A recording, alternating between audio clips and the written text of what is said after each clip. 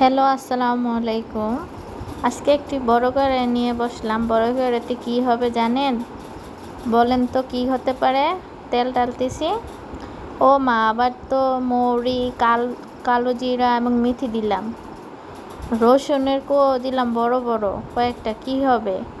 হ্যাঁ, ঠিক বলেছেন, চালতার আচার। চালতা, পাঁচফোড়ন, মিঠাই, চিনি এবং সরিষার তেল, এইগুলো নিয়ে হবে আমাদের আজকে চালতার আচার। তো আমি এগুলো দিয়ে সরিষা তেলেতে আগে রসুন দিয়ে কতক্ষণ রসুনগুলো ভাজবো, আর চালতাগুলো গরম পানিতে ভাপ দিয়ে নিয়েছি। নেওয়ার পর পানি জড়িয়ে লবণ দিলাম। লবণ, হলুদ এবং চিনি দিয়ে এগুলো ভালোভাবে মাখবো। মেখে কতক্ষণ রেখে দিলাম রসুনগুলো ভাজা হতে হতে। তো রসুনগুলো একটু বেজে আসছে, এইদিকে আমি ভালো করে এইগুলো মাখতেছি। চালতার আচার খুব একটা টেস্টি খাবার।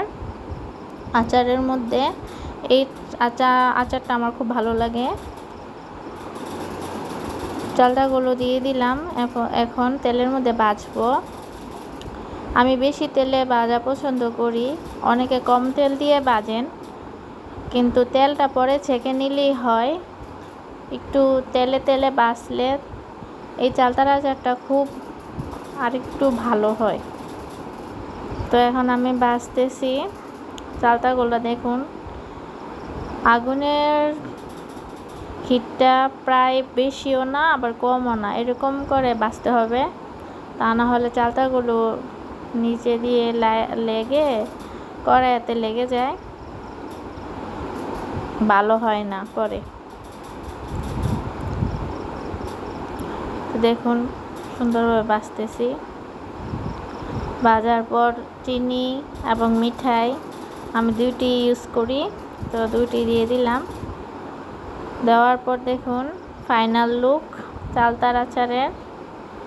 দেখুন এত মজা হয়েছে, আপনারা একবার ট্রাই করে দেখবেন। আমার মেয়ে চালতার আচার খুব পছন্দ। আজকে এই ভিডিওটা এই পর্যন্তই। আল্লাহ হাফেজ।